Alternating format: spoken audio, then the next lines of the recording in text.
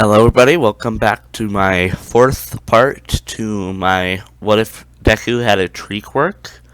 Um, Today um, was a pretty interesting day because I have now got a VR. So, yeah, that's interesting. Anyway, so let's get on with the video. We continue off with Izuku's alarm clock going off. As Bakugo would knock on the front door, Inko would call for Izuku. Hey Izuku dear, Bakugo's here. Get down here so you and him can go to UA. Izuku would then get dressed and run down the stairs to the front door in his UA uniform. As they would both prepare to run, Inko shouts, "Catch!" as she tosses two sandwiches to Izuku, which Izuku would hand one to Bakugo, and they would both proceed speeding to UA. Izuku checks his watch and promptly says to Bakugo, "It's now 5:13 a.m. We should hurry so that we aren't late for class. Class starts in 17 minutes." I know, Bakugo would shout in response. It takes them 10 minutes to get to UA, and then an additional 6 to find the class. Thus, they both make it into class with 1 minute to spare. Izuku and Bakugo pant heavily, Izuku taking breaths between his words. Says, "We made it." Everyone would look at them. Then Izuku would hear something behind him. He see the yellow sleeping bag. He then noticed it was inching towards the classroom. So he says to Bakugo, "Hey Katchan, I think it's trying to head to class, so let's go inside." Bakugo agrees. As they both walk in and sit down, being quiet, and trying to get others to be quiet, only managing to get about 1/3 of the class to listen. Aizawa notices this, and then smirks inside the sleeping bag, thinking, "So there are at least 2 students who know that they should be quiet. Good to know. Very good to know." Izuku then notices the yellow sleeping bag beside the podium, and then realizes that it must be their teacher. A few seconds later, he learned that he was right, as Aizawa came out of his sleeping bag, stood at the podium, and shouted, "Shut up! It took way too long for you to quiet down. That won't cut it." Izuku, a little hesitant, then states, "So I was right in my suspicion that you were our teacher, and that we should quiet down."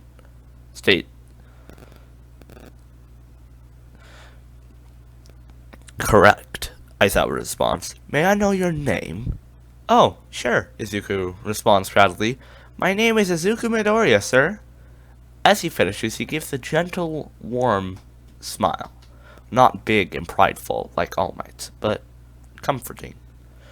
"Well, Izuku Midoriya, since you were intelligent enough to come to that conclusion, I will give you a bit of a higher score for what we will do today, since you are obviously more aware of your surroundings than most here." The entire class looks at Izuku in disbelief, but Aizawa quickly gains their attention by erasing everyone's but Izuku's work. Now then, it's time for us to go outside and begin the thing for today. Put this on and head outside. Araka began, but was swiftly interrupted by Izuku, as he would stand and say, "I know that you are used to orientation in our old school, but remember, this is UA. Most likely, this isn't the place that sticks with tradition due to the fact that they're training you to be a hero in 3 years. So you need as much time as possible to become a hero." "Couldn't have said it better myself, kid. And you are correct. We don't stick to tradition in this school. Now get these on and go outside." Izuku gets up and heads to the locker room, and gets the training uniform on, and proceeds to go outside as the others were just barely proceeding to the locker rooms. And Izuku sits there waiting for Aizawa and the others.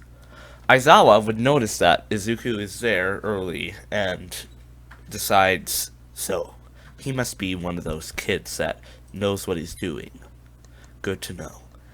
Well, he sure as heck better be prepared for the test today. Aizawa would mentally remark. After a few minutes of Izuku sitting and waiting in silence, the others would finally come outside in the training uniform. Having waited for a while, Aizawa said, "Finally, you're all out here now. Well, I guess it's time for our training today." Izuku would eventually get up and realize that everybody's out now and that he should be ready for what they're doing today. And, okay, so now that you're all here and in the uniform, I guess it's time to say what we're actually doing today. We are doing a quirk apprehension test, in which you will participate in several different events, in which the person in last will be kicked out of the school.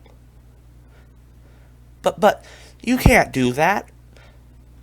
I mean, it's the first day of school. Even if it wasn't, that's just unfair, especially with how hard Mina started, but was swiftly interrupted by Aizawa. So you think that the world is fair? Natural disasters, villains who use their quirks without any worry, and all sorts of other things. You call that fair? The world is full of unfairness. As heroes, it's your job to make sure that that unfairness goes away. So, technically, this is not unfair. This is perfectly fair based on the world. Now, let's begin. Izuku Midoriya, since you got the highest score in the entrance exam, toss this ball. But first, how far did you get normally in middle school without using your quirk? I think about like 80 or so meters. Good, now throw it with your quirk this time around. Alright, you don't mind if I damage the trees a bit for this, do you? No, not really. I've seen what your quirk can do, so let's see how strong you truly are with that quirk of yours. Alright, sir, Izuku would nervously state as he pulls wood from the trees, completely surrounding his fists in wood, as he would then proceed to charge back his fist and then would release the ball. Aizawa would check the machine and say, "Not bad. About 1,000 meters." All of the students would look at Izuku in shock. Then Mina would